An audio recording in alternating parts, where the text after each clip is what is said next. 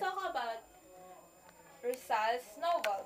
The first novel that he created was Noli Me Tangere. Noli Me Tangere is a novel by Filipino polymath and national hero Jose Rizal, first published in 1887 in Berlin.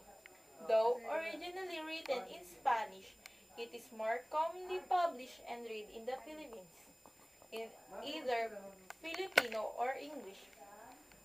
Noli is obligatory for junior high school students throughout the archipelago.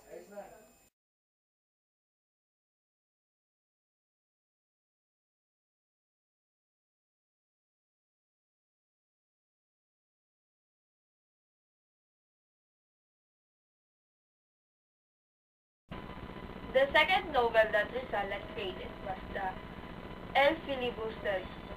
El Filibusterismo was the continuation of Noli Me Tangere. The word filibustero wrote Rizal to his friend Ferdinand Blumentritt. Blumentritt was a little known in the Philippines. Rizal said that he was haunted by certain sad presentiments, and that he had been dreaming almost every night of dead relatives and friends a few days before his 29th birthday. That is why he wanted to finish the second part of the Noli at all costs. Kaso nagkaroon ng problema. Rizal's friend Basa contained the tragic news of the suspension of the printing sequel to his first novel due to lack of funds, forcing him to stop and leave the book halfway. Then Rizal answered, "It is a pity," wrote Basa, "because it seems to me that the second part is more important than the first, and if I do not finish it here, it will never be finished." Valentin Ventura offered a financial assistance. The foreword of the Philly was addressed to his fellowman. He said, "To the Filipino people and their government." Ang dalawang nobela ni Dr. Jose Rizal ay tungkol sa mga Spaniards at mga Pilipino noong panahon ng tinakop nila ang bansa natin. Ito ay tungkol sa kung paano nila tratuhin ang mga Pilipino, kung paano nila bigyan ng karapatan o kung hindi nila binibigyan ng karapatan ang mga Pilipino, kung paano nila pinamamahalaan ang mga Pilipino. Ito ang gusto talagang mangyari ni Rizal, ang ipakita ang mga kawalang hiyaan ng mga Spaniards. And now, let's talk about the life of Rizal when he was in Dapitan. Maraming nangyari sa buhay niya at marami ding changes na nangyari sa buhay niya. The film starts with Dr. Rizal being ferried to Dapitan in the province of Zamboanga. After being implicated in the activities of the growing rebellion in July 1892, he was met by Father Obac, who asked Rizal to renounce his heretical statements. Rizal arrived in Dapitan, marking its poor and seemingly uncivilized condition, and vowed to make development where the draining of marshes in the province to get rid of the mosquitoes, which was the cause of malaria in the town. A lighting system made of coconut lamps, which were posted in the dark streets of the Pitan. A water supply system made of bamboo shoots, and remodeling of the town plaza with the help of his Jesuit teacher, Father Fran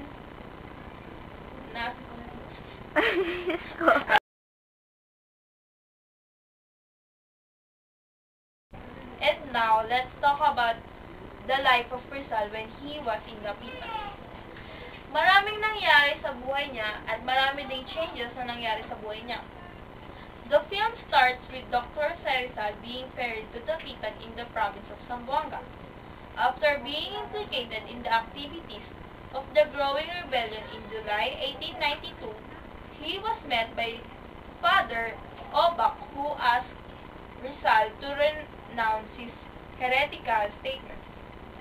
Rizal arrived in Dapitan, marking its poor and seemingly civilized condition, and vowed to make development where the draining of marshes in the province to get rid of the mosquitoes which was the cause of malaria in the town. A lighting system made of coconut lamps which were posted in the dark streets of the Pitan. A water supply system made of bamboo shoots and remodeling of the town plaza with the help of his Jesus teacher, Father Francisco Santos. He also created a relief map of Mindanao using stone soils and grass in front of the town's church. Rizal's most recognized contribution to the town was education, teaching children how to write, read, and other miscellaneous activities like fencing, sculpting, and painting. Being an experienced ophthalmologist, he visited people of the town and treated them good. His patients including his mother Shadora Alonso, who visited Rizal together with Maria and Narciso. One certain American patient named George Taufer visited Rizal for a possible treatment, but Taufer was beyond Rizal's help. Regardless, he met his daughter Josephine Brown and fell in love with her immediately. Eventually, she left Taufer to be engaged to Rizal. This engagement was questioned by Rizal's family, especially Maria, who had suspicious of her being spy. The film ends with Rizal leaving Josephine, the town of Dapitan, and the people mourning for his departure. There was also an added epilogue that stated Rizal's intent to work in Cuba, his arrest, his execution, and the birth of Philippine Revolution. And London, he was a linguist. He spoke over 22 foreign languages. Mythology. He used mythology in his knowledge and theory. He was a musician. He played the flute and composed pieces of music and cultivated music appreciation. Ophthalmologist. He graduated in ophthalmology college in Spain. He was a humorist. He collected 38 new varieties of fish in the Pitan. Journalist. He authored and published many articles in Spanish, English, and London. He was a linguist. He spoke over 20 foreign languages. He was a mythologist. He used mythology in his Noli Me Tangere and filibusterism. He was a musician because he played the flute and composed pieces of music and cultivated music appreciation. He was also an ophthalmologist because he graduated in ophthalmology college in Spain. Poet. He wrote over 35 poems, including his famous Ultimo Adios. He was also a traveler because he traveled around the world 3 times.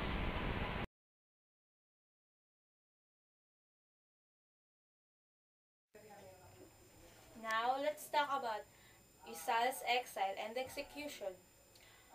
July 17, 1892, Rizal arrived in Dapitan on the night and found a lonely remote town. His 4 years stay in Dapitan was marked by quiet but useful activities. It is in 1892 to 1896. Quiet but useful activities. He was soon practicing varied profession as doctor, businessman, scientist, farmer, teacher, engineer, inventor, community development consultant.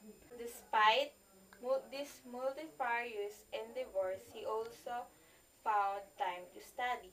He continued artistic and literary pursuits like sculpture, painting, and poetry that eventually he won the respect not only the Piteros but also Don Ricardo Carnicero, the politico.